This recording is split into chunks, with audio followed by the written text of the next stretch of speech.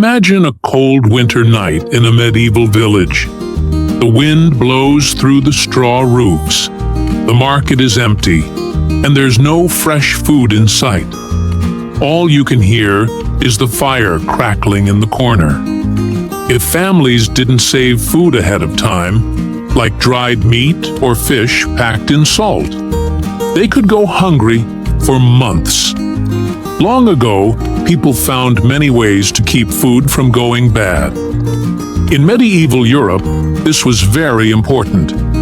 Life depended on having enough food when crops failed or enemies attacked. Things like jars of pickled vegetables, dried meat, and salted fish helped people survive tough times. Food also showed your place in society. Rich people had big meals with lots of meat and wine. Poor families ate simple food like watery porridge or hard bread. People didn't really understand healthy eating, and most homes only had a pot over a fire and maybe a stick for roasting. One big problem was that food only grew in certain seasons. Without fridges or trucks, people had to work hard to preserve food. They used salt, dried food in the sun, or let it ferment. It took a lot of time and effort, but it was the only way to get through the cold, hard months. So how did people back then survive those long, freezing winters without their food going bad?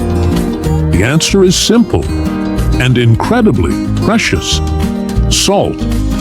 In fact, people in the Middle Ages often called it white gold because it was as valuable as real gold. Salt mines, salt roads, and entire towns grew and thrived around the harvesting and trade of salt. It wasn't just important, it was essential. Salt was the magical tool that kept their food from spoiling, especially meat, for months, even years. The salt drew out moisture from the meat, making it harder for bacteria to grow. Back then, people in Scandinavia developed a method that was as practical as it was brilliant. They called it gravlax, which literally means buried salmon. And yes, they really did bury it. First, they would gut the fish and remove the bones but leave the skin on. Then came the key step: rubbing the flesh generously with salt and other flavorful ingredients, often dill, pepper, or mustard seeds. Once seasoned, the fish was wrapped and buried in cool sand or earth near the shoreline. But why bury it? Well, the salt started drawing moisture out of the fish, while the weight of the sand above compressed it gently, helping the curing process along. The cold ground acted like a natural refrigerator, slowing down spoilage and allowing the flavors to deepen. Over the course of a few days, that raw salmon transformed into a delicacy, preserved, flavorful, and ready to eat. The fire is crackling in the hearth. The smell of smoke hangs in the air, and a large wooden barrel stands in the corner, filled with a strange, salty liquid, and a symbol of luxury. Like salt, sugar draws out moisture and stops bacteria from spreading. Medieval cooks used it to make syrupy preserves or candied treats, known as glazed fruit. But these weren't everyday snacks. They were dazzling delights, saved for the end of grand feasts, believed to help with digestion and show off one's wealth. Still, sugar was rare and costly. Most people relied on honey, which served a similar purpose. But for those who could afford it, sugar wasn't just a preservative. It was edible gold. Stockfish tasted different from fresh fish, so it needed its own recipes. Cookbooks from the time often had two sets of instructions, one for fresh fish and one for dried. Dried fish was usually served with strong sauces, like mustard or butter, while fresh fish was cooked with lighter flavors like white wine, or even a ginger-based sauce called jansi. Meat could also be dried, like pork or beef. But before drying, they usually rubbed it with salt to help pull out moisture faster. Then they sliced the meat thin and either hung it up or laid it on racks so air could flow all around it. And of course, it wasn't just meat and fish people needed to preserve. Fruits and vegetables had their own seasons too. And once the harvest was over, people had to find clever ways to make them last. One smart method they used was pickling. This method worked especially well for both pork and fish. Fish was even more important than meat in many households, not just because it spoiled faster, but also because the church banned the eating of meat on many days throughout the year. Preserving fish with salt meant people could still follow religious rules without going hungry. There were two main ways they did it: dry salting and brining. With dry salting, coarse salt was rubbed directly into cuts of meat. Then the meat was packed into wooden barrels, layered carefully with more salt, until there wasn't a single gap. If this was done in winter, the cold would slow down decomposition just long enough for the salt to do its work, drawing out moisture, drying the meat, and stopping bacteria from spreading.